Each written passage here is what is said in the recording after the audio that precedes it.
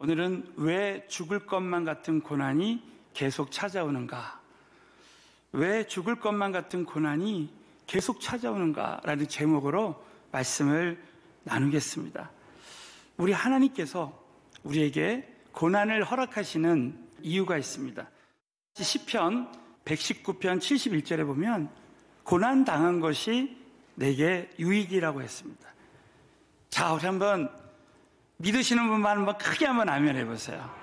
사랑하는 성도 여러분, 저와 여러분이 고난 가운데서 지나고 보면 처절한 고난 가운데 있어도 지나고 보면 고난이 우리에게는 큰 유익이 되고 하나님의 영광의 도구로 살게 되는 역사가 함께 하실 줄로 믿으시기 바라겠습니다.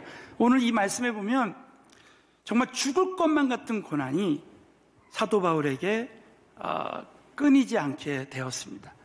그럼 왜 하나님께서 우리 한 사람 한 사람을 택하셔서 이 죽을 것만 같은 고난이 계속 찾아오는 그 이유가 무엇인가?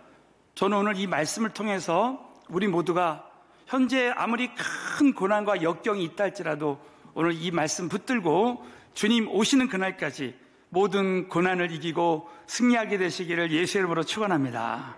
첫 번째, 우리 죽을 것만 같은 고난이 계속 찾아오는 첫 번째 이유는 죽은 자를 다시 살리시는 하나님만 의뢰하게 하신다는 거예요. 고린도후서 1장에 나오는 환난, 이 환난의 원어의 의미는 앞잡기로 눌러서 쥐어짤 때 쓰는 단어라는 거예요. 헬라어 원어로 보면 앞잡기로 눌러서, 그러니까 이 포도를 쥐어짜서 포도주를 만드니까 아주 산산조각이 나는 거죠. 산산조각이 날 정도로 큰 고난이 우리에게 찾아올 수 있습니다. 자, 오늘 고린도후서 1장 8절 말씀을 우리 다 같이 한번 믿음으로 읽겠습니다. 형제들아, 우리가 당한 환난을 너희가 알지 못하기를 원치 아니하노니 힘에 지나도록 심한 고생을 받아 살 소망까지 끊어지고, 오늘 이 말씀은 형제들아, 우리가 사도 바울 선교팀이 전도팀이 아시아에서 당한 환난, 정말 앞잡기로 눌러 쥐어짤 때 쓰는 단어라고 했죠. 너희가 알지 못하기를 원치 아니하노니 힘에 지나도록. 자, 여러분, 이 힘에 지나도록이라는 말은 헬라어로 언제 썼냐면 배가 침몰할 지경에 이를 때, 배가 침몰할 때 우리 인간의 힘으로는 아무것도 할 수 없잖아요. 그래서 이 힘에 지나도록, 그래서 인간의 노력으로는 아무리 우리가 노력해도 버틸 수 없을 것 같은 그런 고난을 말합니다. 그래서 심한 고생을 받아 살 소망까지 끊어졌다는 거예요. 아마 살 소망까지 끊어진 이런 고난을 당해보신 분들이 있을 것입니다. 여러분, 고난 중에 고난은 소망을 잃어버리는 거예요. 그러나 우리 예수님 믿는 사람들은, 사랑하는 성도 여러분, 우리에게는 영원한 소망 대신 예수님이 우리와 함께 하실 줄로 믿으시기 바라겠어요. 예수님만이 우리의 참 소망이 되는 줄로 믿으시기 바라겠어요. 이 살 소망까지 끊어진 이런 아픔이 사도 바울에게 있었습니다. 고린도후서 11장에 보면 사도 바울이 나는 감옥에도 여러 번 갇히고 매도 수없이 맞고 죽을 뻔한 적이 여러 번 있었다.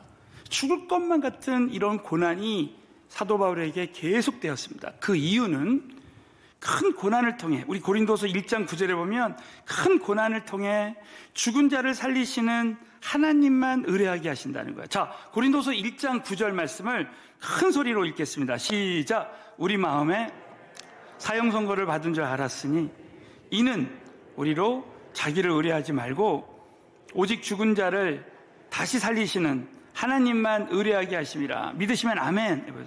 자, 우리 마음에 사형 선고 받을 것 같은 줄 알아서. 이는 왜냐하면 우리로 자기를 의뢰하지. 여러분, 자기를 의뢰한다는 게 뭐예요? 나의 경험과 지혜, 이런 것을 의지하지 않고 하나님 외에는 그 어떤 것도 의지하지 않고 오직, 여러분, 이 오직이라는 단어가 뭐예요? 오직 예수님 외에는, 하나님 외에는 다른 길이 없다는 거예요. 여러분, 오늘 예수님만이 우리 모든 문제의 해결자가 되는 줄로 믿으시면 아멘 해보세요. 예수님 외에는 길이 없어요. 다시 살리시는, 죽은 자를 다시 살리시는 부활의 하나님, 부활의 주님만 의뢰하게 하십니다. 여러분, 나사로가 죽었습니다. 전혀 방법이 없어요. 그러나 여러분, 죽은 자를 다시 살리시는 예수님을 의지하면 죽었던 나사로도 다시 살아나는 줄로 믿으시기 바라겠어요. 저는 오늘 확실히 믿습니다. 여러분, 오늘 이 예배실 오기까지 내 영혼이 침체되고 주저앉고 싶고 다시는 일어설 수 없을 것 같아도 부활의 주님이 오늘 함께 하시면 얼마든지 다시 일어설 수 있게 될 줄로 믿습니다. 의는 7번 넘어져도 다시 일어나는 거예요. 여러분, 오늘 완전히 회복될 수 있게 될 줄로 믿으시기 바라겠어요. 그래서 왜 하나님이 그렇게 하시는가? 왜 이런 죽음의 십자가의 고난을 우리에게 허락하시는가? 자, 그 이유가 고린도후서 4장 7절부터 우리 11절을 보시는데, 먼저 7절 말씀을 큰 소리로 읽겠습니다. 시작. 우리가 이 보배를 질그릇에 가졌으니 이는 능력의 힘이 큰 것이 하나님께 있고 우리에게 있지 아니함을 알게 하려 하십니다. 여러분도 믿으시면 아멘 해보세요. 이 보배, 예수 그리스도의 성령님이 질그릇, 우리의 육체 안에, 우리 육체는 흙으로 만들어서 흙으로 돌아가죠. 질그릇과 같아요. 이 질그릇 안에 보배가 있는데 이 능력의 힘이 큰 것이 하나님께 있다는 거예요. 여러분, 저와 여러분은 아무것도 아니지만 내 안에 계신 예수님이 능력이신 줄로 믿습니다. 그러면 예수의 능력이 우리 삶 가운데 나타나려면 이 질그릇이 고난을 통해서 깨어져야 되는 거예요. 그래서 다윗이 고난을 통해서 그 질그릇이 깨어지는 거예요. 그래서 하나님이 쓰시는 사람들은 죽을 것만 같은 그런 고난을 통해서 깨어질 때, 제가 일전에 이렇게 설명드렸죠. 고난을 통해서 질그릇이 깨어질 때 예수님의 성품과 능력과 영광이 나타난다는 거예요. 죽을 것만 같은 고난을 겪는 성도님들, 주의 종들을 보면 산산이 부서져서 그 성품이 정말 예수의 그 향기가 막 나타나고, 오직 예수님만 나타나는, 예수의 그 능력이 나타나고 영광이 나타나는 사람으로 변화됩니다. 근데 여러분, 너무 놀라운 것은 그 예수의 능력이 늘 예수님과 동행하는 사람은 이런 은혜를 주니까. 자, 우리 8절 다 같이 한번 읽겠습니다. 시작. 우리가 사방으로 의교쌈을 당해도 쌓여지지 아니하며 답답한 일을 당하여도 낙심하지. 믿으시면 아멘 해보세요. 우리 안에 계신 예수가 능력으로 역사하시면 이렇게 될 줄로 믿습니다. 또 9절 시작. 핍박을 받아도 버림받지 아니하며 거꾸로 트림을 당하여도 망하지 아니하고. 믿으시면 아멘. 십자가에서 거꾸로 트림을 당하신 우리 예수님께서는 절대 거기서 끝나지 않았어요. 다시 살아나셨어요. 여러분, 꼭 잊지 말아야 될 것은 우리 안에 계신 예수의 영은 영원한 줄로 믿으시기 바라겠어요. 아무리 답답한 일을 당해도 우리는 얼마든지 예수와 함께 승리할 수 있다는 거. 자, 10절. 그러면 십자가의 죽음과 이 고난의 이 능력은, 십자가의 능력은 어떻게 나타나는가? 자, 10절 다 같이 읽습니다. 시작. 우리가 항상 예수 죽인 것을 몸에 짊어지면 예수의 생명도 우리 몸에 나타나게 하려 함이라. 예수의 죽인 것을 항상 십자가의 고난이 있는 주의 종들이나 정말 하나님의 사람들은 예수의 생명이 우리 몸에 나타난다는 거예요. 여러분, 내가 죽으면 예수의 능력은 살아서 역사하시는 거예요. 11절 시작. 우리 산자가 항상 예수를 위하여 죽음에 넘기움은 예수의 생명이 또한 우리 죽을 육체에 나타나게 하려 함이니라. 그러니까 이 사도 바울은 루스드라에서 안전뱅이를 고치고 이 죽음의 고난을 통해서 성령의 능력이 나타나는 거예요. 많은 주의 종들이 죽을 것만 같은 그런 고난을 통해서 그 십자가를 통과할 때 많은 영혼들이 살아나는 역사가 일어납니다. 사도 바울이 다메섹 도산에서 주님을 만나고 잠시 눈이 멀어요. 그래서 이 빛과 어두움이, 하나님이 쓰시는 사람들은 항상 빛과 어두움이 공존해요. 그러나 여러분, 잠깐의 어두움 후에 부활의 주님은 저와 여러분에게 영원한 빛으로 역사하실 거예요. 오늘 이 예배 후에는 고난의 터널이 지나가고 여러분에게 빛이 임하게 될 줄로 믿으시기 바라겠어요. 그러면서 이 사도 바울에게 이 아나니아라는 선지자를 통해서 이방인 선교를 위해서 얼마나 해를 받아야 될지 이 사람을 통해서 나타내게 하고자 합니다. 그래서 이 예정된 고난, 그래서 어떻게 보면은 이 사도 바울에게 이 죽을 것만 같은 고난은 예정된 고난이야.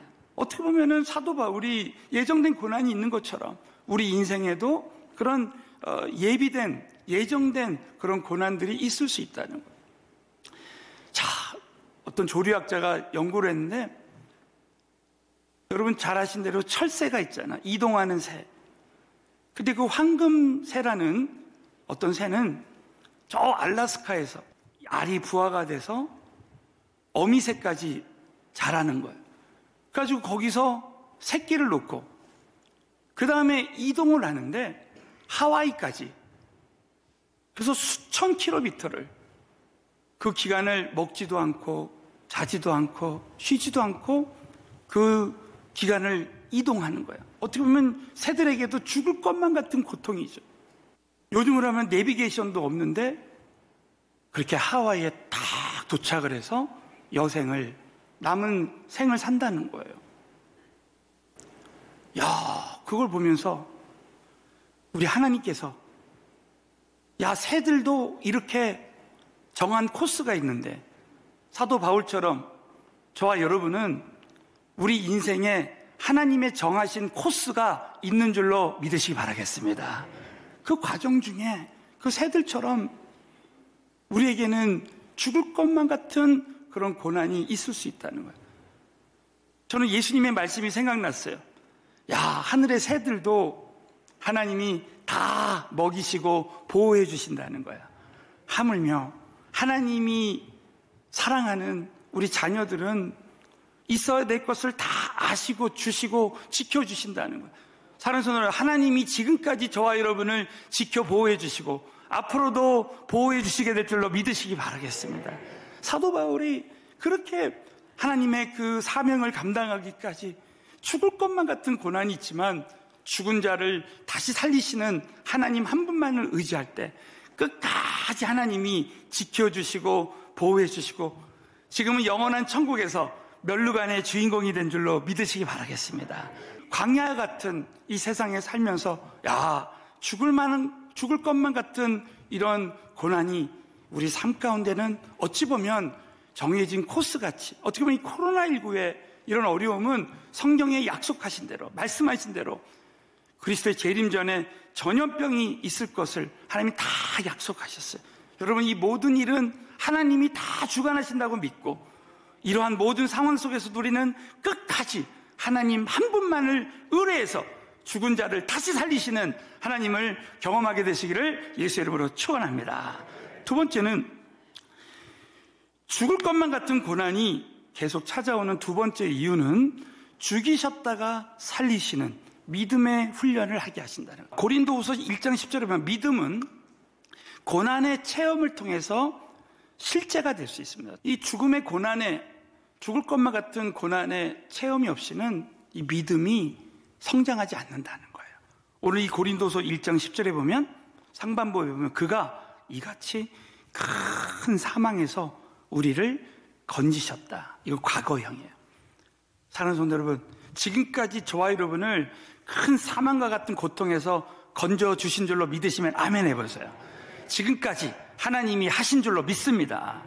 그래서 이 죽음의 고난을 통해서 믿음의 사람으로 훈련 받아지는 거예요. 그래서 이 성경에 하나님이 쓰시는 믿음의 사람들의 공통점은 뭐냐? 하나님이 죽이셨다가 살리십니다. 그 이유는 뭐냐? 절대 나의 능력이 아니라 하나님이 하신다는 거죠.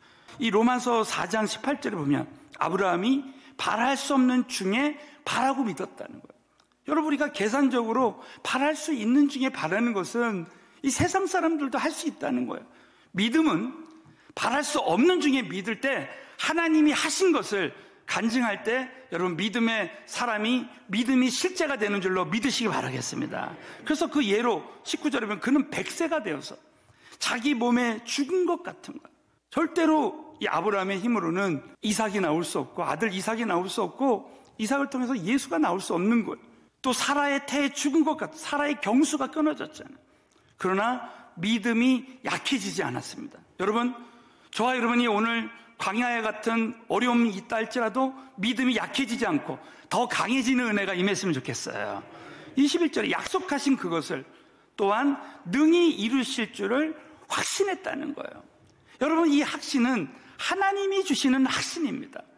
여러분, 저와 여러분이 오늘도 이 말씀 듣다가 하나님이 주시는 확신을 가졌으면 좋겠어요.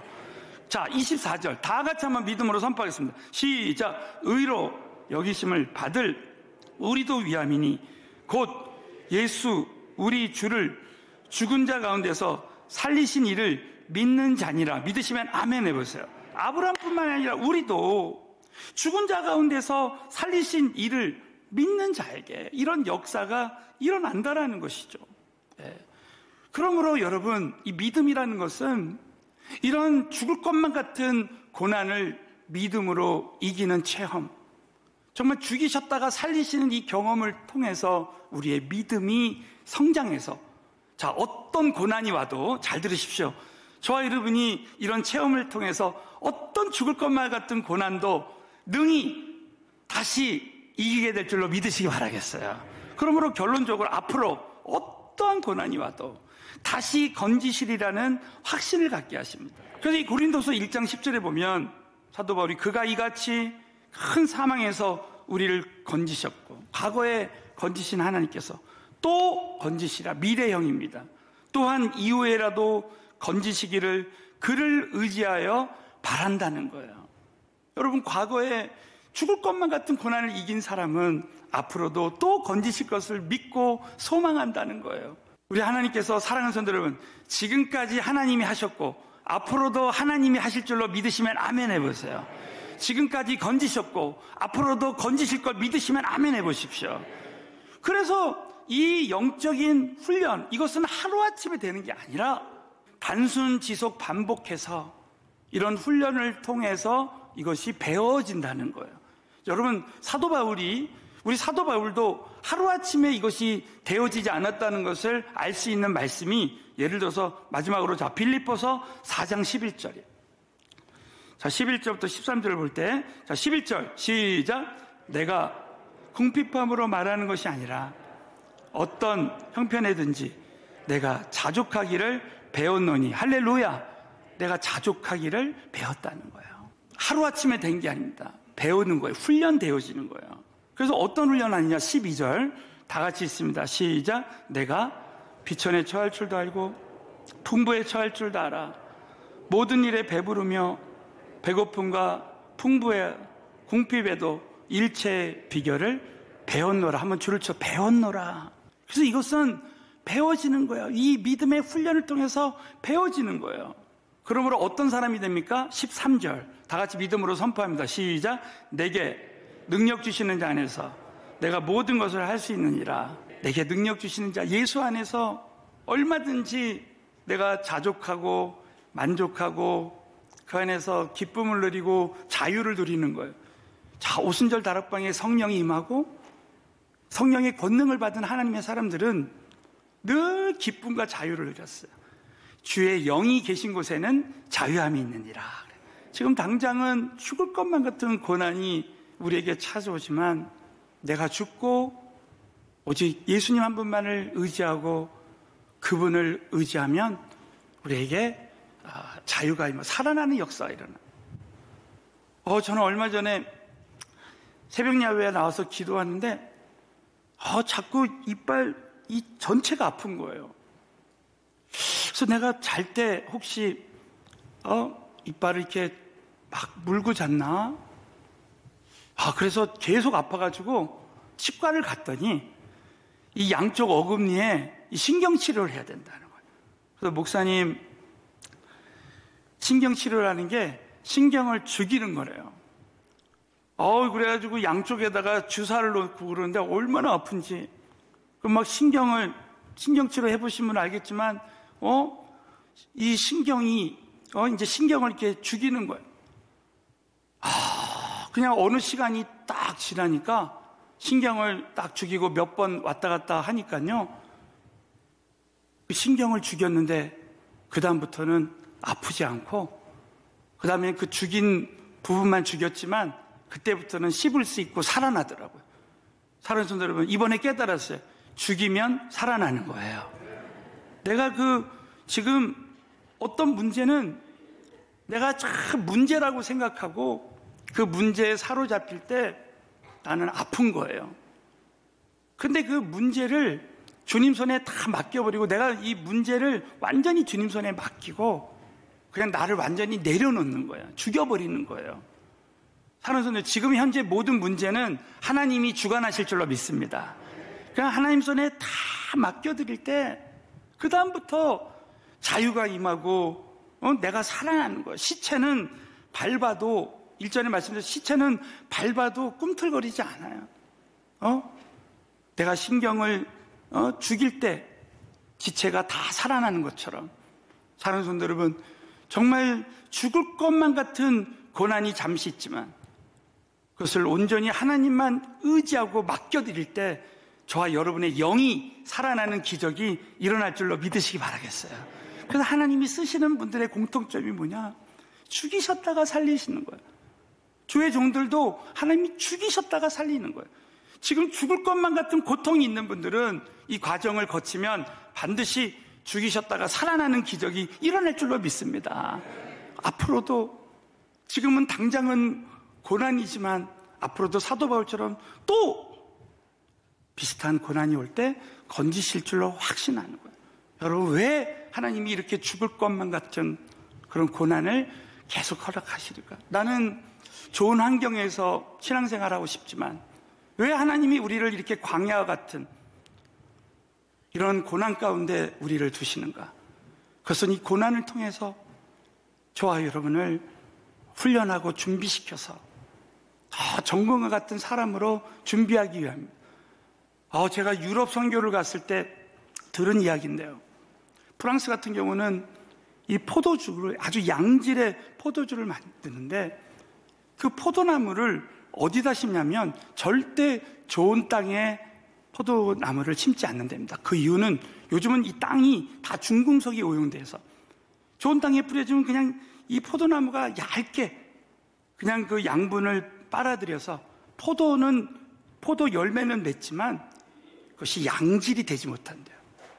근데 이 포도나무를 저 산비탈에 아주 박토, 막 바위도 많고 돌도 많은 그런 곳에다가 포도나무를 심으면 이 포도나무가 살아남으려고 뿌리를 깊게 내려서 저 지하수 있는 데까지, 그래서 그곳에 그 수분을 빨아들이고, 그렇게 할 때 오염이 안 된 곳까지 거기서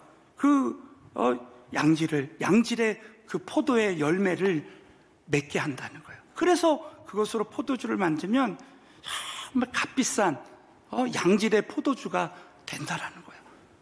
그때 제가 진리를 하나 깨달았어요. 그렇구나. 하나님이 우리 한 사람 한 사람을 정금과 같은 사람으로, 순수한 사람으로 훈련시키시기 위해서 어떻게 보면 고난 가운데서 우리를 자라게 하시고 성장하게 하시는구나. 사랑하는 성도 여러분, 저와 여러분이 오늘도 고난이 클수록 정말 죽을 것만 같은 고난이 있지만 역설적인 은혜, 이 고난을 통해서 오히려 죽이셨다가 살리시는 하나님 한 분만을 의지하는 사람으로 저와 여러분을 준비시킨다고 여러분 꼭 믿으시고, 현재 죽을 것만 같은 모든 고난에 감사함으로 승리하게 되시기를 예수의 이름으로 축원합니다.